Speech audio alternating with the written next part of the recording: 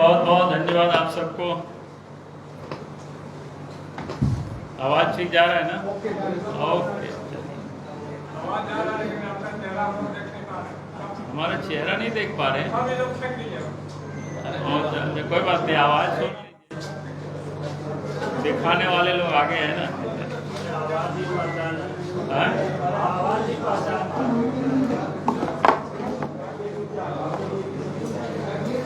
आप सब लोगों के संज्ञान में बातें आ गई है और मैं उसी बात को दोहरा, क्योंकि राज्य किस प्रकार गुजर रहा है, राज्य की क्या हालत है, क्या स्थिति है, क्या परिस्थिति है, वो आप समझ सकते हो। आज के तारीख में कोई भी व्यक्ति सरकार के विरोध में है या बोलते हैं, लिखते हैं, तो वो सुरक्षित नहीं। उनके पीछे भी किसी न किसी पुलिस पदाधिकारी को हेमंत सोरेन लगा रखे हैं ताकि उनकी हर गतिविधि पर नजर रखी जा सके। यानी इसको एक प्रकार से कह सकते हैं जासूसी करना।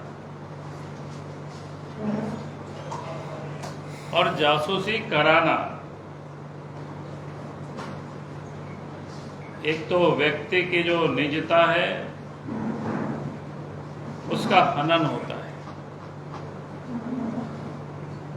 और अभी जो सामने जो प्रकाश में आया मामला, मुख्यमंत्री हेमंत सरकार के द्वारा स्पेशल ब्रांच के 2 पुलिस सब इंस्पेक्टर को चंपई सोरेन के पीछे लगा करके जासूसी करा रहे, जो दिल्ली में पकड़े गए। जानकारी तो यहां तक मिल रही है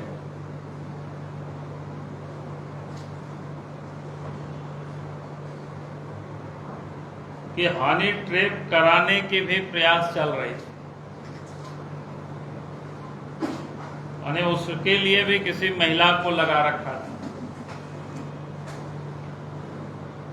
तो ये मामला काफी गंभीर मामला है, कोई सामान्य घटना ये नहीं है। क्योंकि चंपई सोरेन राज्य के मुख्यमंत्री भी रहे हैं और इस वक्त भी वो राज्य के मंत्री है, कैबिनेट मंत्री है।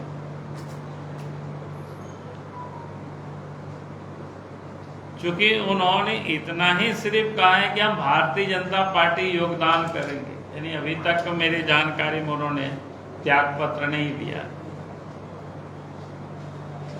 और उनके पीछे इस प्रकार के जासूसों को लगा देना, यानी सरकारी तंत्र का वो दुरुपयोग करना, ये हम लोग पहले से ही बोलते रहे हैं कि हेमंत सोरेन पुलिस प्रशासन को कहां लगा रखे हैं। या तो अपराधियों की सुरक्षा में लगा रखे हैं, दलाल और बिचौलियों की सुरक्षा में लगा रखे हैं, या फिर जो सरकार के विरोध में अगर कोई भी आवाज उठाते हैं, कुछ भी बोलते हैं, तो उनके पीछे लगा रखे। जहां पुलिस को लगाने का काम होता है कि अपराधियों को पकड़ने का, चोरों को पकड़ने का, गुंडों को पकड़ने का, उनको जेल में डालना, उनको सजा दिलाना, ताकि अपराधियों में भय पैदा हो। लेकिन यहां तो हेमंत सोरेन जी पुलिस प्रशासन की मशीनरी का जो दुरुपयोग कर रहे हैं, अपराधियों के साथ नहीं लगाया है, अपराधियों को पकड़ने के लिए नहीं लगाया, वहां तो उन लोगों को बचाने के लिए।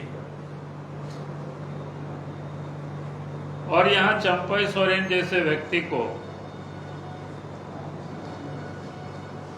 जो उनके पिता तुल्य हैं, समझिए, उनके पिताजी के साथ काम किया, अगर उसको भी नहीं छोड़ सकते तो राजनीति में नीचता का, जिसको कहते हैं ना, निजता का तो पराकाष्ठा है। इसी जमाने में हम लोग औरंगजेब का नाम सुनते थे कि अपने पिता को उन्होंने कैद कर दिया था। तो आज उसी नक्शे कदम पर हेमंत सोरेन जी हैं।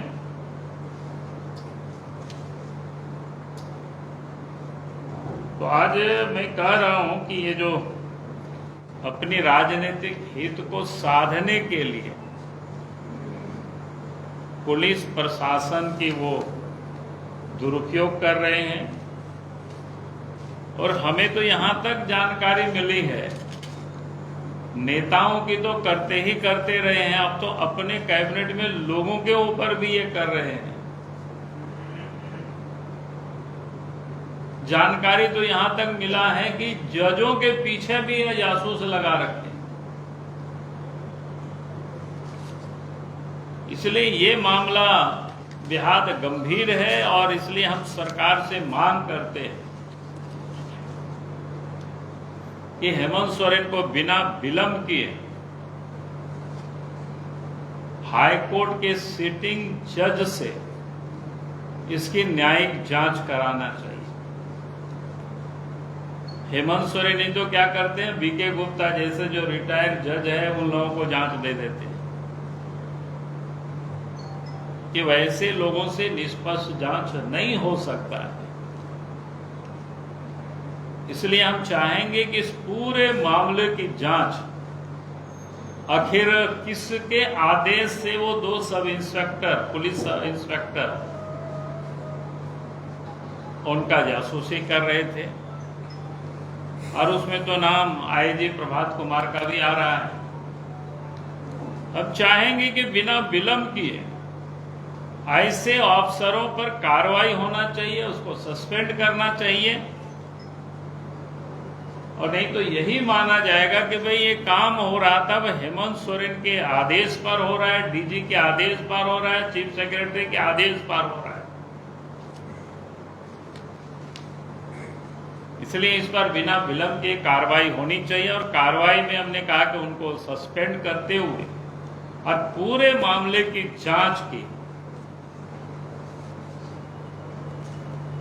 हाईकोर्ट के सिटिंग जज से सरकार को करानी चाहिए। चलिए, बहुत बहुत धन्यवाद। सर, लेकिन आप तो कह रहे हैं कि जिस शख्स में बूथ लगा उसी से जुड़वाने के लिए आप कह रहे हैं जज का भी वो लगा के रखे हैं पीछे, जज का भी खुफिया जासूस है, आप कह रहे हैं सिटिंग जज से ही जांच करा। तो इसीलिए तो सिटिंग जज बढ़िया से जांच करेंगे। तो लेकिन ऐसा नहीं लग रहा कि मतलब आपके सरकार से, भाजपा के सरकार से वो बहुत कुछ सीख गए हैं। पूर्व मंत्री जो थे सरयू राय, वो भी आरोप लगाया करते थे रघुवर जी मेरे पीछे जासूस लगा के हैं, कहीं जाते हैं हम वहां पहुंच जाते हैं। आज मैं वर्तमान की बात कर रहा हूं। पूर्व ने जिस किसी ने भी इस प्रकार के काम किया वो सारे अफसर भी भुगत चुके हैं, इसलिए मैं उस पर नहीं जाना चाहता। वर्तमान में जो घटना घटित हो रही है, हम उस घटना की जांच की हम मांग कर रहे हैं। एक बात आ रही है हर जगह से, मतलब कि चंपैया के आने से आप उतने संतुष्ट खुश नहीं है, क्या सच्चाई है आज मीडिया के सामने आप बताइए।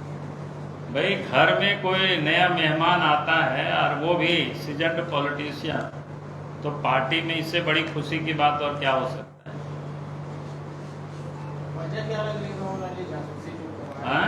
वजह क्या लग रही है जासूसी कराने की? देखिए, वजह इतना ही नहीं है, वजह ये है कि उनको किसी हनी ट्रैप में फंसाने का था। इसलिए मैं कह रहा हूं न्यायिक जांच होनी चाहिए, जो जानकारियां मिल रही है। तो ये बड़ा गंभीर मामला है। अगर कोई भी राजनीतिक व्यक्ति राजनीतिक तरीके से लड़ते हैं, अगर इस निजता तक कोई उतर आओगे तब तो ये बड़ा घटिया है। यानी किसी की इज्जत को बाजार में नीलाम कर देना होता है। तो इसलिए हमने कहा कि भाई इस सारे मामले की जांच होगी तो उस दिन उस होटल में कौन कौन लोग ठहरे हैं सब कुछ पता चल जाएगा। लेकिन कैबिनेट मंत्री है वो, दिल्ली से उनको मिलता है, झारखंड भवन से ये स्पेशल ब्रांच पीएसओ गार्ड, तो सरकार तो पता करना चाहेगी, तो उन्हीं से पूछ लेगी कि कहाँ है चंपईदा, कौन आए मिलने, किससे मिला, फिर अलग से टीम भेजने की क्या आवश्यकता लगे। अरे वही तो मैं कह रहा हूँ ना, इसीलिए तो जांच होना है। ऐसे हम सब लोग कहीं भी जाते हैं, हम लोगों के साथ भी स्पेशल ब्रांच रहता है, राज्य सरकार की होती है। लेकिन अगर अलग से कोई व्यक्ति ताक झांक कर रहा है, उसके लिए लगाया गया है, तो इसका मतलब क्या है? इसी की जब न्यायिक जांच होगी तो भी ये पता चलेगा कि आखिर वो लोगों ने किनके कहने पर और फिर क्यों कर रहे थे इस प्रकार। प्रधानमंत्री जी से आप मुलाकात किए, क्या बात की सर?